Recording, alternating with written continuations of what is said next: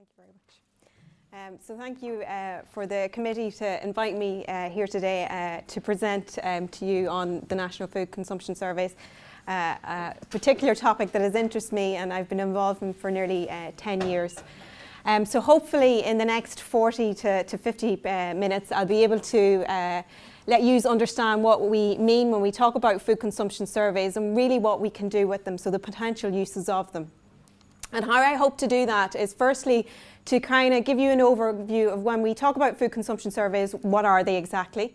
What currently exists, particularly in Ireland in relation to the food surveys, how we can use them, so what are they used for in relation to the aims of them, and then potential further uses. So that's what I hope to take you through in the next 40 or 50 minutes. But I suppose first, in a nutshell, to talk about myself briefly. So you've heard some of it. So I started off, I come from a farming background, so I had an interest in nutrition and food very early on and decided to go study it in Ulster University and did my BSc up there, and then really got interested in research when I did my final year project, and under the supervision of Iona McNulty, I looked at folate in pregnancy. And then went on to do a postdoc with Professor Barbara Livingstone looking at BMI and green tea. And then at that point I was really lucky that an opportunity came up in UCD, and it was to do a survey coordinator at that point under the supervision of Professor Mike Gibney. And I was lucky enough to get the job, and since then, so nearly 10 years ago, I have been down here in UCD involved in the surveys. I then later went on in the last few years to obtain a lectureship here in nutrition, and I also coordinate the human nutrition programme. So that's me in a nutshell. So I've been involved in the surveys, I coordinated them for a number of years, and now I'm more so a PI over the current surveys. So to set the scene, to kind of let people know why are national food consumption is first of all so important. Well, they're so important for two main reasons. They're really important to understand food safety and nutrition policy, and to underpin that nutrition policy and risk assessments that we need to do in relation to food safety. So that's really why they're important and why we do them. And I hope later on in the presentation I'll go through these, or gives examples of how we feed into both of those areas. So to go back to the basics, I suppose, what do we mean when we talk about consumption surveys? Really, what are they? Well, they're a snapshot in time, a record of what a person, usually it's conducted at an individual level, of what they consume, food and beverages, over a certain period of time. And we get it for individuals in a certain population group, so we can look at children and we can look at adults, and that usually them intakes are brought together to represent a population's intakes. To do this, there are many different methods that you can utilise, and some of them are food frequency questionnaire, food diary, or a 24-hour recall. And you can do that, also you can do a weight measurement, or you can do an estimated measurement as well. So if we take a food diary, and just to give you an example of what a food diary is and looks like, this is one of the current ones that we would use in the national food surveys that we conduct here in Ireland. So you get the person to write down what food that they consumed, what weight of it is it, the leftovers, the cooking method, and also there's loads of other detail that we collect in this particular food diary. Not all food diaries are the same and have this level of detail. When we're talking about a food frequency questionnaire, it's slightly different. Less detail is probably collected. It's more looking at a habitual intake, in the sense that it looks unusually what a person would eat. So if you look at white bread and rolls, usually do you consume that once or twice a day? So that's the way they would collect it if we were looking at an FFQ. And also you can do it by 24-hour dietary recall. So that's where you get an individual to recall what they consume or what they've eaten over the previous 24-hour period. And again, it'll vary on the amount of detail. So this is just an example where they've gotten the time, the description, and the weight, or the estimation of weight. So they'll differ in the level of detail. You can also gather other information, and I showed you the picture or the image of the food diary. In the Irish Food Surveys, we collect a lot of detail that's really useful, and we utilise it a lot, and I'll show you later on how we can utilise it. So you can get branded information with the foods that are consumed or beverages that are consumed. You can get where that food is eaten. Also, you can get what meal, or what was the meal type. Was it a breakfast? Was it a lunch? You can also look at the recipes, so we gather recipes, so information on how people are cooking the foods or composite dishes, and also the methods in which they cook them. And we also gather information of what kind of packaging is used in and around the foods. And that's really helpful when we go on to do risk analysis in terms of food safety. And very important, no matter what way we collect this method or collect this data on intakes of food and beverages, what's really important is the composition, so the food composition behind it. So it has to be linked to food composition so we get an understanding of dietary intakes. Some countries will have their own composition. We in Ireland would use the UK, the McNulty composition of food, which is now on its 7th edition, because our foods are very similar to the UK. But you would also try and modify that, and you can do this to get more up-to-date information, and you can do it by including those recipes that you obtained from the data that you collected to create composite dishes. You can also include nutritional supplementation. You can add generic foods. So even in the UK and Ireland, although our diets are quite similar, there are certain foods in Ireland that we mightn't see in the UK, such as soda bread, etc. And also there's new foods always coming on the market, so every other day there's a new type of food. So we always have to include more modifications even into the composition of foods that we use to make sure that our data is up to date. And just to give you an understanding of what these databases looks like, this is a snapshot from what we call a food file, so the most disaggregated data set that we have. And this is just one individual here, a male, and if you just look at the colour coding, this is his one day diary, his first day that the food information was collected on. And you can see that the level of detail, so the type of meal it is, the weight of the food, the actual food that was consumed, where it was consumed. So this is the level of detail that we're talking about when we collect the food or the national food surveys that are available. And we also collect brand information. So each food that is consumed, we try and get this brand that was consumed. So we link it with the food as well. So that also is within those databases as well. So as well as collecting food and beverage consumption, there are other potential components that you can add into these surveys. So you can gather information on food choice using questionnaires. You can look at physical activity. You can look at anthropometry, so you look at height and weight, BMI, percentage body fat. You can also collect biofluids by collecting urine or bloods. Samples, and also blood pressure. So all of these can potentially be collected. Not all surveys, again, will collect all of this information. Of course, it costs money to collect everything, but it is very valuable if you can have that food consumption data and also other components like this, and we'll see that in some of the research that we later on in the presentation. So that's an overview of what these food consumption surveys are. So what currently exists out there? So if we go back to the very start, the first National Nutrition Survey in Ireland was actually carried out in 1948. And it was the government at that point asked the Medical Research Council of Ireland, they wanted to know the nutritional status of the population, so they asked them to carry out a survey on it. It was done at a family level, so this particular survey wasn't done at an individual level, it was done at a family level, and about 2,600 families were approached, and researchers went in and looked at what foods were there in the family home and asked them to gather information on what foods they bought and the price of foods over a week, and then came back and looked at what was left and gathered information in that way.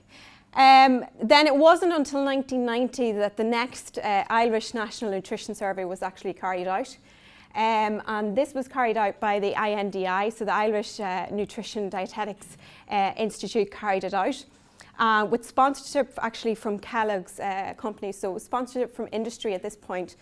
And they looked at it at an individual level, so they looked at about 670 adults and 550 children from 8 years and older. And they looked again at, a diet history was the method that they used in this particular survey. To look, they got dietitians to go in and do a diet history of particular individuals and produce this report. Then what happened was in 1993 Iona was established, and Iona is the Irish Universities Nutrition Alliance.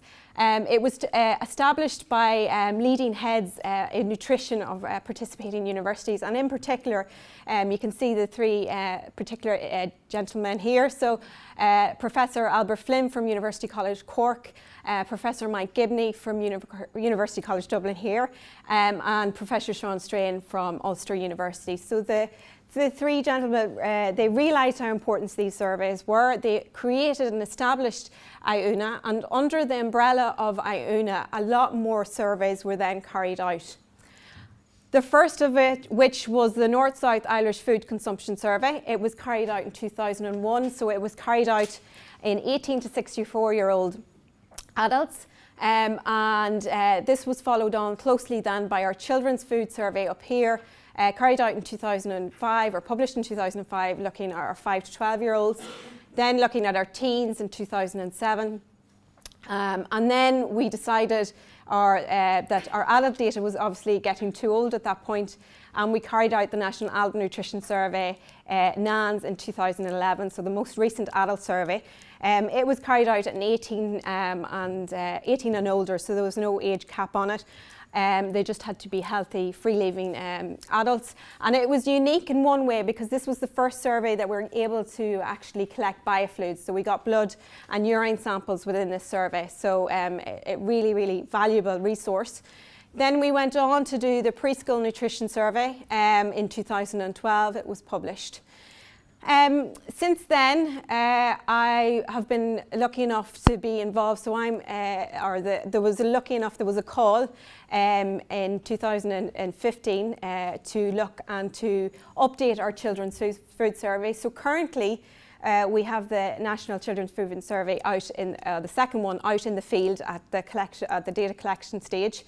So we're hard at the work at the minute. The field workers are hard at work trying to collect all this data on children. And then what was really fantastic to see is that in the recent call that the department put out in in the summer there was another call to update the Irish teenagers data. Of course, it was done previously in 2007, so it is 10 years old. And what I think this shows is that over the last 20 years, the department have funded these surveys. And I think it shows how valuable they see these surveys are and what we can do with these surveys. And that's what I hope to show later on. And just to mention, so I've talked a lot about the Irish consumption surveys, but there are other surveys done across Europe. And this is just to give a representation of all the different countries. So many different countries have done their own consumption surveys, looking at different age groups and using different methodology. And this really feeds into a comprehensive database created by AFSA. This is the AFSA comprehensive. So AFSA have gathered together all of these databases and put them into one to do food safety and risk analysis. And they have tried, so they've created a network, which I've been lucky to sit on to represent Ireland, to create a network to try and harmonise the methods in which we collect this data, and also to increase the number of countries in Europe that collect this data as well. So not all countries have food consumption data, so they've created this network to try and increase that. So that's what currently exists. So the next bit, so how do we use them? So as I said at the start, they're really important for food safety and nutrition policy. So what I wanted to is to take these two areas and to show you examples of how the data has been used in these two areas. So the data that we collect in relation to nutrition policy, so we will collect the intakes of food and drink. We'll also collect the nutrient intakes and in some instances the status. And this we will use to see whether we're meeting dietary guidelines, etc. We'll also collect information on weight status and physical activity levels. And this really feeds into food-based dietary guidelines, obesity policy and action plan, and food fortification.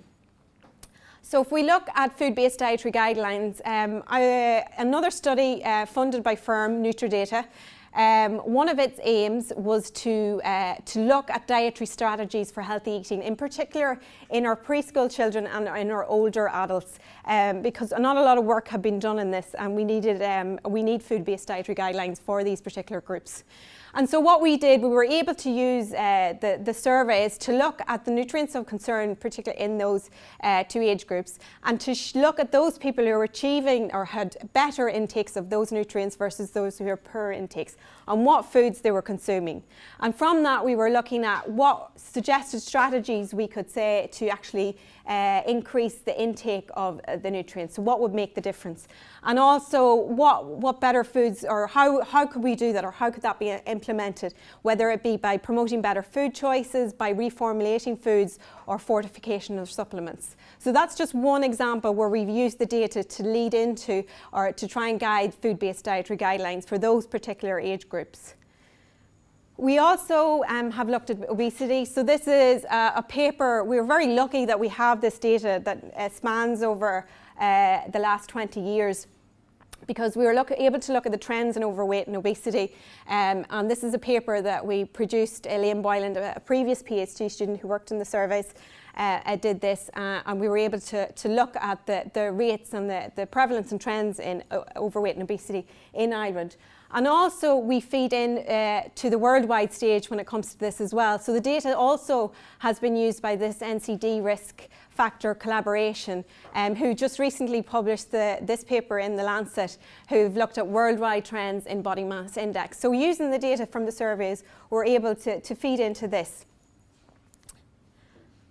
When it comes to food fortification, we've also done work in that. If I take the example of folic acid, obviously a lot of work has been done in this area and its relationship with birth defects, in particular neural tube defects.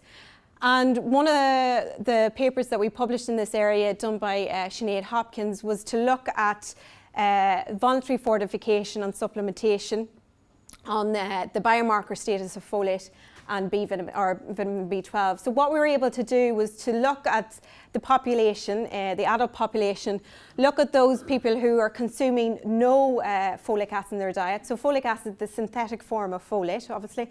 And so we're looking at non-consumers of folic acid, and those who do consume it, and those who do consume it and consume supplementation. So the different levels and the effect that that has in our status.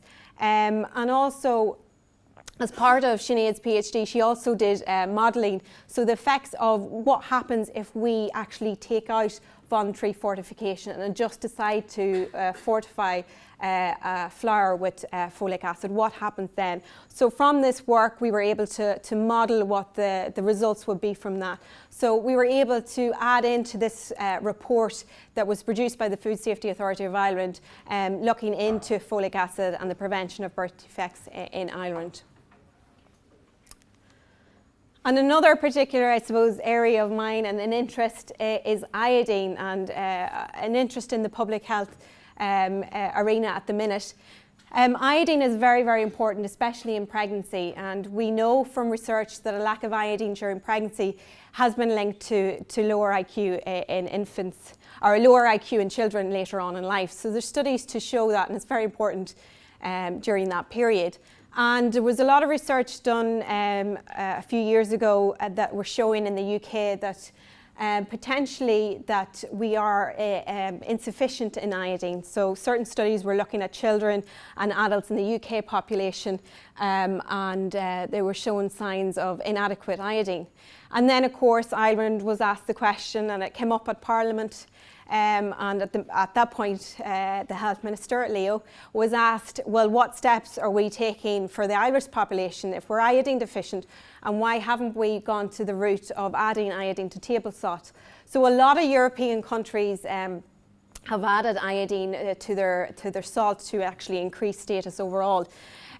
So this was asked, and because we have this valuable resource data, we were able to look at it in the adult population. So at that point, we didn't have information on the status of our iodine in Ireland. So in using our urinary data, or urinary biomarker that we collected in NANS, the National Adult Nutrition Survey, so we measured urinary iodine concentrations in them. Also, we got data from the Food Safety Authority of Ireland. So they do what they call is TDS studies. And in TDS studies, they measure the concentration of certain chemicals and nutrients, and they've done this for iodine. So we took, I took that data that they had from that and linked it with food consumption. And therefore, we were able to get a great representation of our iodine intakes and our status in the Irish population. And from that work, we were able to publish this paper on it, and we had a commentary on it as well. And what we were seeing is that actually our population was adequate. For a population to be adequate, the WHO state that we should have iodine concentrations over 100 micrograms per litre, and ours was sitting at 107 micrograms per litre. So we were an adequate state. It's very near the cutoff, but we were adequate. However, we probably should be monitoring our at-risk groups. And the majority of our iodine, which I think is unique for a nutrient or one particular nutrient, was coming from one food source. So what we were able to see from the data was that 45% of our iodine intakes in the adult population was coming from milk. And what was really nice to do with the data was to look at the milk consumption and to split it into quartiles, and to measure the urinary iodine and the intakes, and to see whether we saw a difference as we would have thought. And we saw a lovely difference. And here you can see a stepwise increase. So so the orange here is the urinary iodine, and the purple is the dietary iodine. And you can see this is non-consumers of milk, and then you have low, medium, and high consumers of milk. And you can see it's stepwise increase in both intakes and urinary iodine concentrations. So we can say that milk is the driving force. And what else was really interesting about this work was when we looked at season, we could see a real difference. So the concentration of iodine will differ in milk depending on the season. So during the winter, when the cows are more inside, they are given supplementation. So they're given, and in that supplementation is iodine, and that has an impact on their milk supply, so it increases the iodine content. And when we look at it in the population, what we can see is if you split them into the time of the year that the individuals were sampled, so you can see in late winter, so the January to March, actually, as we would expect, would had the highest intakes of iodine and the highest iodine status. And then you can see it gradually decreases and then gradually starts to increase when we start to get into this time of the year, back into the winter. So you can see that there's a direct link with how the animals are fed to the actual population status. So that covers really the nutrition policy. Now to go on to the other reason why these food consumption surveys really are funded is the food safety. And we work very closely with the Food Safety Authority of Ireland for this. So the data that when we produce these databases, we give them these databases so they can do their own risk assessment, but we also help them in doing the risk assessment. And for this data, we can look at risk assessments in particular in additives, in contaminants, in pesticide residues, and in relation to packaging materials.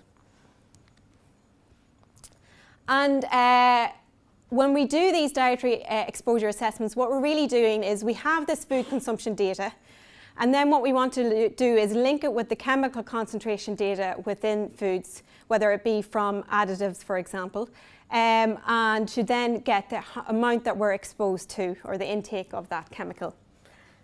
And we can do that at different levels.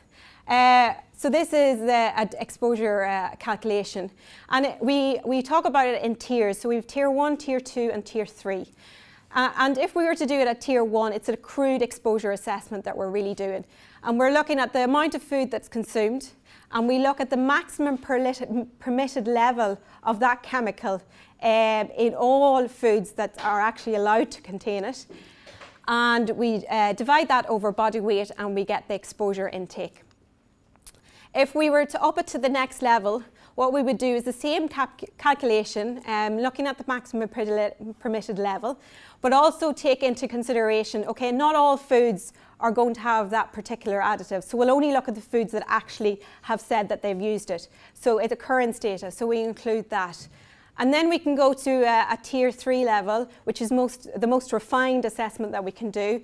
So we will do the same calculation, but instead of the maximum permitted level, we've actually got concentration data. So the chemical has actually been measured in the food itself, and we can take that into consideration. So that's how we would do our exposure assessments.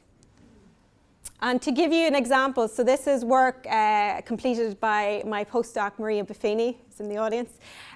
So she looked at, in partnership, we were approached by the Public Institute of Health in Belgium, and they'd worked with Italian, data from Italy, and they wanted to work with us in Ireland because of the data that we had. And they wanted to look at sweeteners, and they wanted to look at 6 intense sweeteners.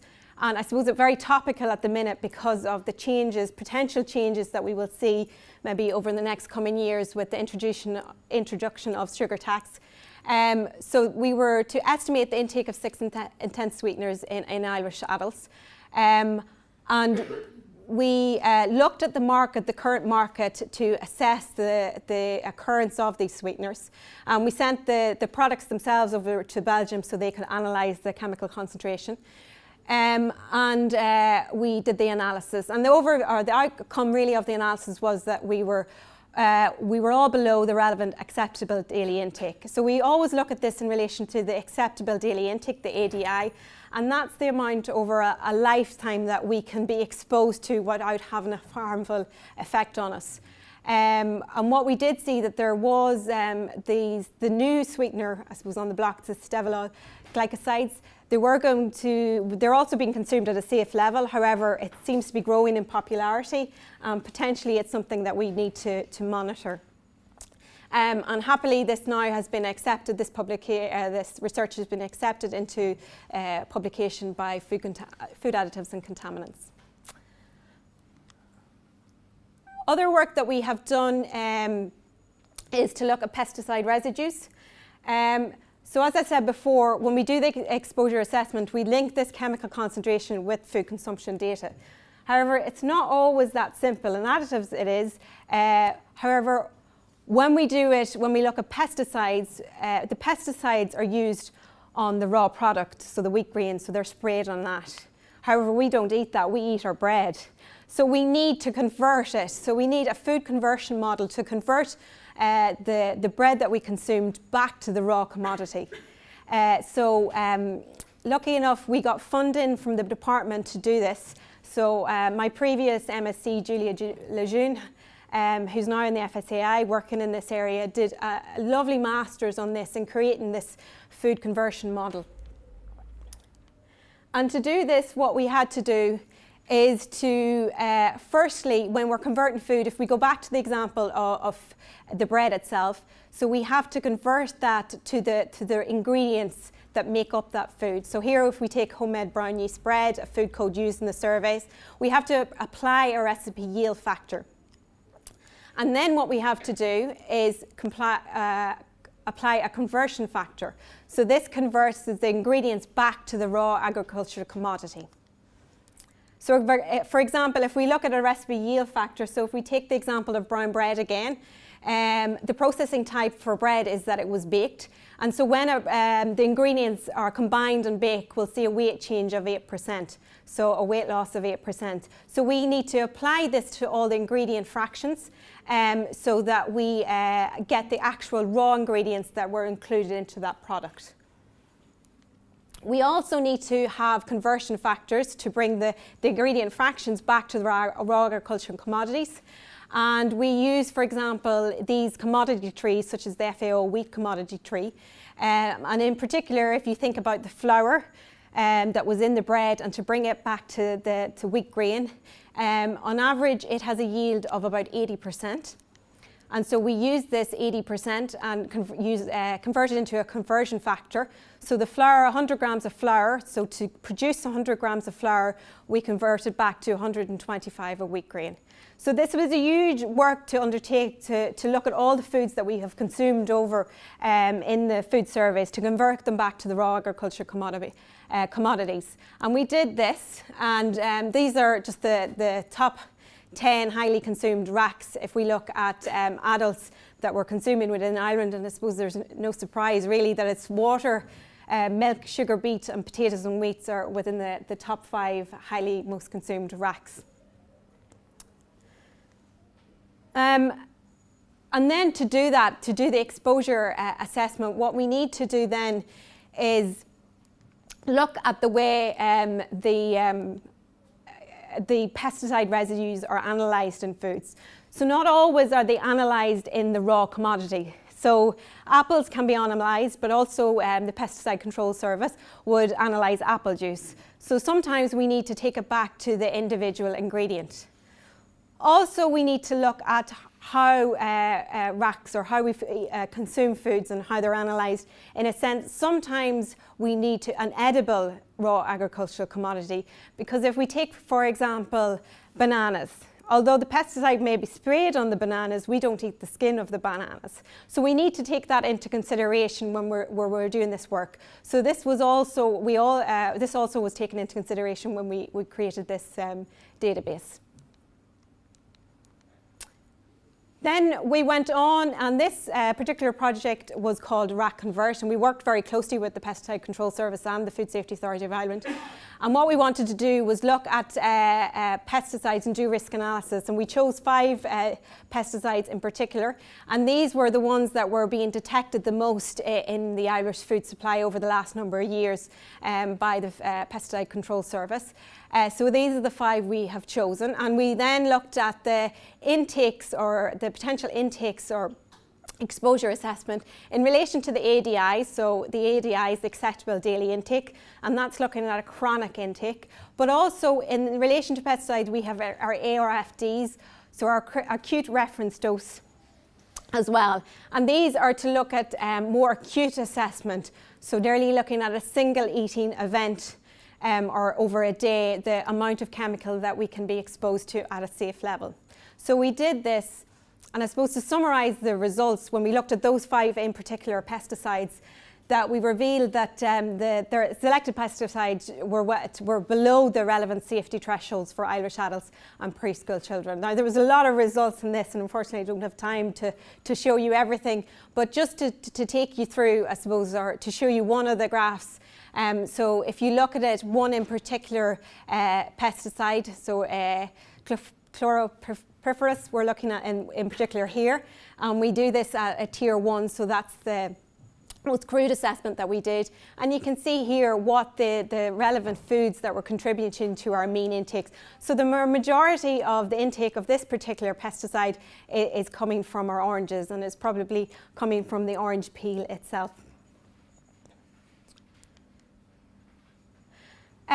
Next, just to show how important and how valuable these databases are, and this is looking at contaminants.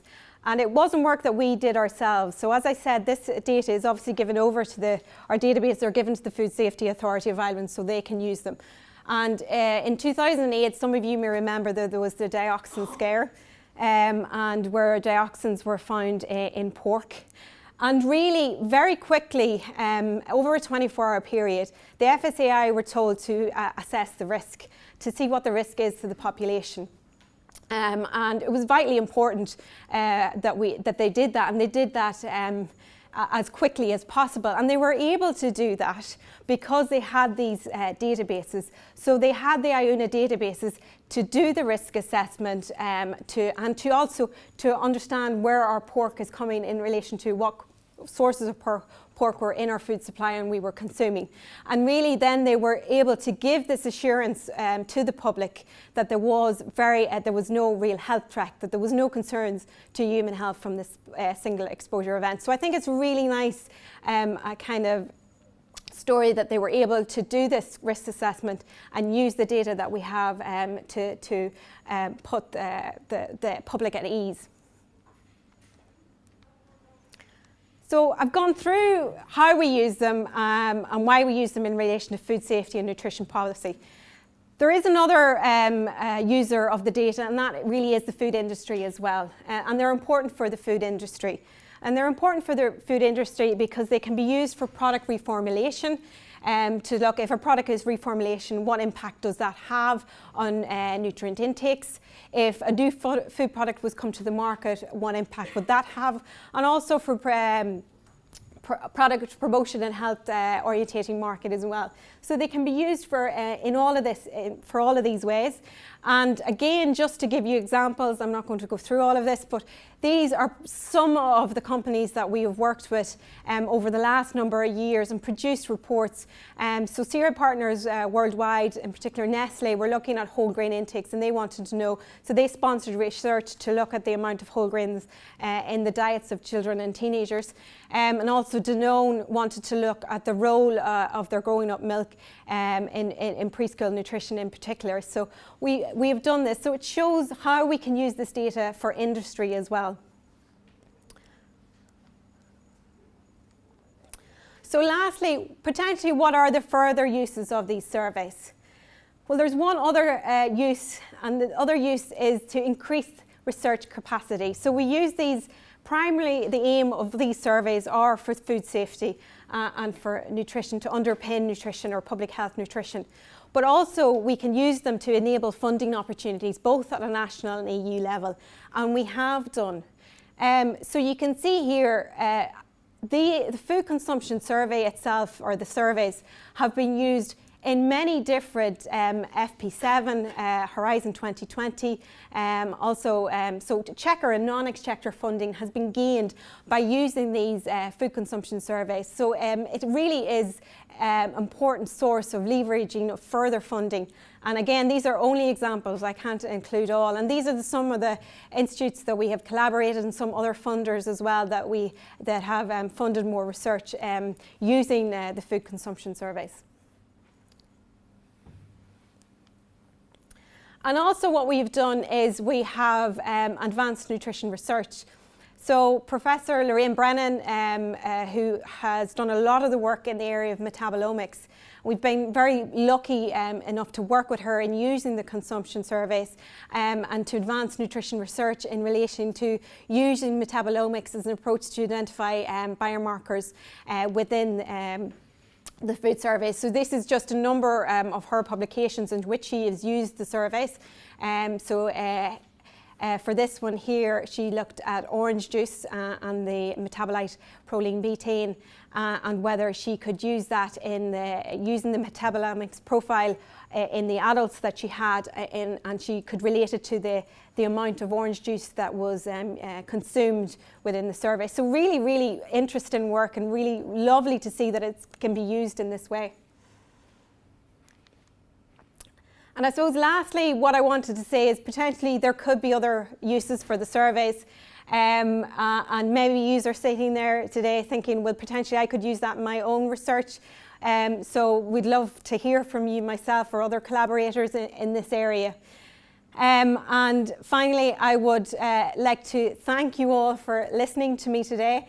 And to thank all the people involved in the surveys and also all the funding agencies that have funded the surveys and further research from the surveys, and also to thank in particular the core team, the present core team in UCD and the previous team that have worked directly on these surveys, and also UCC, who we work in collaboration with, and especially Professor Albert Flynn and Jeanette Walton down in UCC, and also Anne Nugent and obviously Professor Mike Gibney, who started up all these, the Iona and the surveys to begin with. So I'd just like to say my thanks to them. So thank you very much.